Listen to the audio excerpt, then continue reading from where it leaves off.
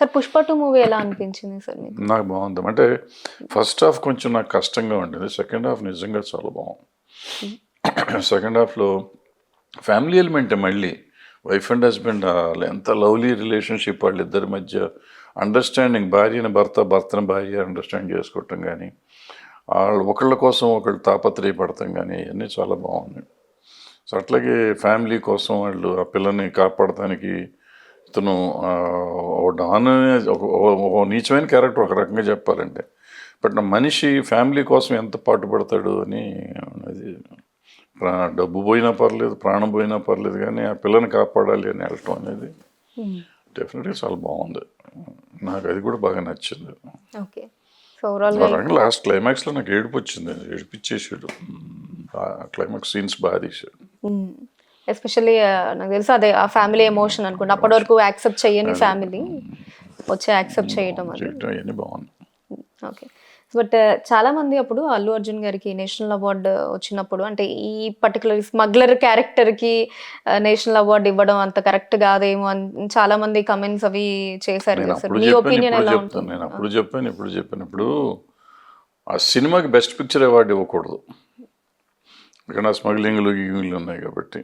యాక్టర్ని ఎందుకు ఏం తప్పు చేశాడు, యాక్టర్ బాగా చేశాడా చేయలేదా కదా, ఏ వేషం వేసాడు అనేది వేరే సంగతి.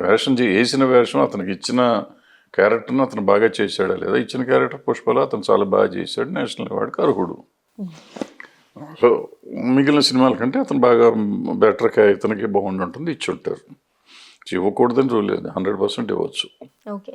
అండ్ అలానే రాను రాను సార్ మూవీస్లో హీరో క్యారెక్టరైజేషన్ పోకడల గురించి మాట్లాడుకుంటే గ్రే షేడ్ లేదా కంప్లీట్లీ ఇలా ఒక గ్రే క్యారెక్టరిస్టిక్స్ ఇలా జనాలు కూడా యాక్సెప్ట్ చేస్తున్నారు అనుకోవచ్చు మనకు. అంటే ఇప్పుడు KGF చూసుకున్నా, పుష్ప చూసుకున్నా, అంటే నీకు యానిమల్ కావచ్చు, మనం మనుషులమే గ్రే అయిపోయాం.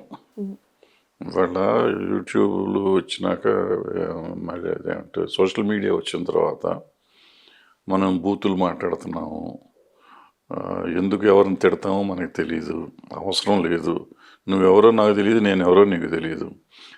దాంట్లో వచ్చేటప్పుడు కామెంట్లో మన ఇష్టం వచ్చిన బూతులు తిట్టుకుంటూ ఉంటాం, ఎందుకు తిడుతున్నామో మనకి అర్థం కాదు.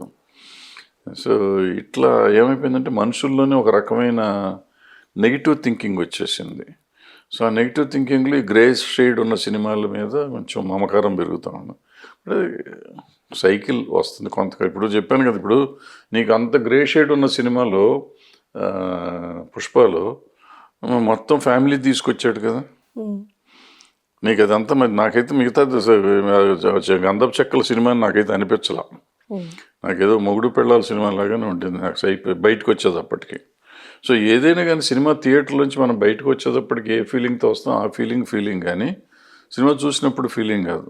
ఇప్పుడు మనం క్రిటిసైజ్ చేయాలంటే చాలా ఉంటాయి దాంట్లో. అట్లా అనుకుంటే ప్రతి సినిమాలోనూ మనం క్రిటిసైజ్ చేస్తానికి చాలా ఉంటాయి. సో కొన్ని రకాల కథలు తీసుకోవాలి. ఓకే. ఎప్పుడైనా కొన్ని మూవీస్ అంటే మీరు పేరు చెప్పదలుచుకుంటే చెప్పొచ్చు, కానీ ఏమన్నా ఇలాంటి మూవీస్ ఎందుకు తీసారు, ఇలాంటివి ఇప్పుడు సొసైటీకి అంత ఏం ఉపయోగం అని అనిపించింది సినిమాలు ఏమైనా రీసెంట్ టైమ్స్లో ఉన్నాయా సార్? అంటే నేను పుష్ప చెప్పినట్టు మిగిలిన పేర్లు అనవసరం, కానీ వాళ్ళకు కూడా ఎవరో తల్లి సెంటిమెంటో చెల్లి సెంటిమెంటో లేకపోతే ఏదో సెంటిమెంట్ పెట్టి తీస్తున్నారు వీళ్ళు.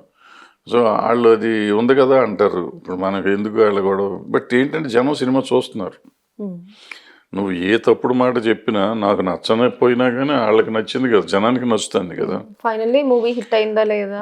మూవీ హిట్ అయింది, అది కల్ట్ మూవీ అంటారు. మనం ఎందుకు ఇంకా వాళ్ళ గురించి మాట్లాడితే నీకు చూడటం రాదంటారు. మనకి అవసరం వాళ్ళతో తిట్టు తింటాం, మనకి ఎందుకు?